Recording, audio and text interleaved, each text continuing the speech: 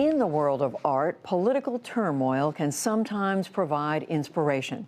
In Mexico, the echoes of revolution 100 years ago can be seen in the work of a contemporary artist. Mexico City native Joaquin Segura weaves history and social commentary into his work. NPR correspondent Lulu Garcia-Navarro has his story.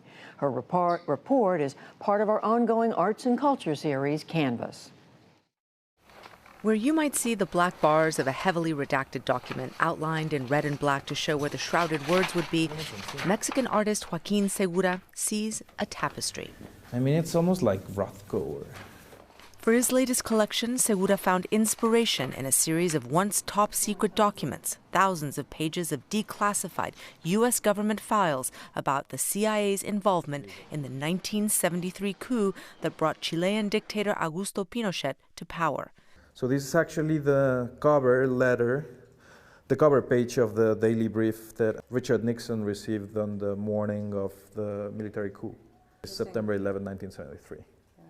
Segura's art takes found objects and transforms them, like this display of the tattered flags of powerful nations called G8 for the international gathering that brings them together, or these blown-up images of leaders from China, the Soviet Union, and Germany with discount price tags playing on the notion of a marketplace of ideas where political theories and the people who sell them rise and fall in value. But his art has a common theme, his view that the powerful only serve themselves and how real change can only come from the hands of the people. When art becomes political, it really becomes a very important tool. Mauricio Galguera is his longtime gallery representative in Mexico. He really manages to resonate all these happenings in our local societies into things that are going on all around the world. So in the end, his work really speaks about human nature. Some of Segura's work explores the relationship between the United States and its neighbor to the south. America has a long history of intervening in Latin American affairs, including those in Segura's own country. It's something he tackles head-on in some of his pieces, like this 2014 statue called Notes on Mexico. The stack of pages are how the sculpture got its name. Notes on Mexico was a book written in 1822 by J.R. Poinsett. He became the first U.S. ambassador to Mexico, but his meddling in local politics got him expelled. This stone had a previous life, too. It was used to protest the outcome of the 2012 Mexican presidential election. These materials were used as projectiles by the people in demonstrations, specifically against the election of the Mexican president Enrique Peña Nieto. Peña Nieto's party was accused of vote buying, which sent protesters into the streets. One of the reasons I do art is to come to terms with everything that's happening, not only in Mexico, but in the world at the moment.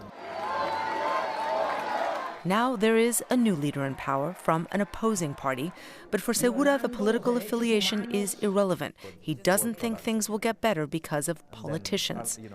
Corruption in Mexico, it's so ingrained in our everyday institutions and structures that, again, it's something that we often overlook. Segura's political views were shaped by his parents, who witnessed the 1968 massacre in Mexico City, where hundreds of students were gunned down during protests around the Olympics.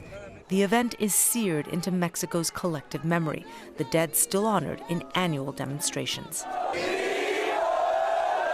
In 2014, another mass killing drew Mexicans back into the streets in response to the disappearance of 43 students who had been on their way to a protest in Mexico City.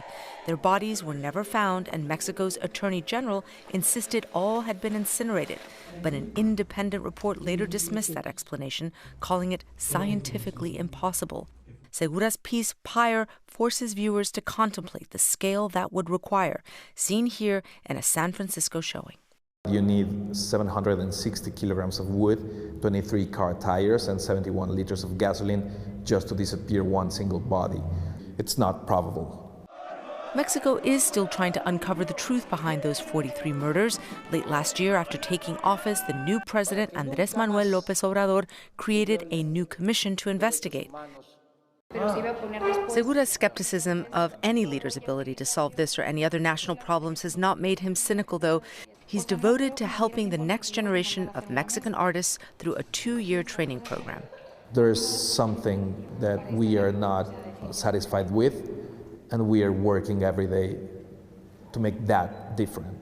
He's advising one of his mentees, Yolanda Benalba, on a video installation, the culmination of her 2-year training with Segura.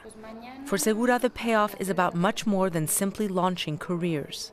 Does it make you feel hopeful about the future? I think hope is also a very heavy word, and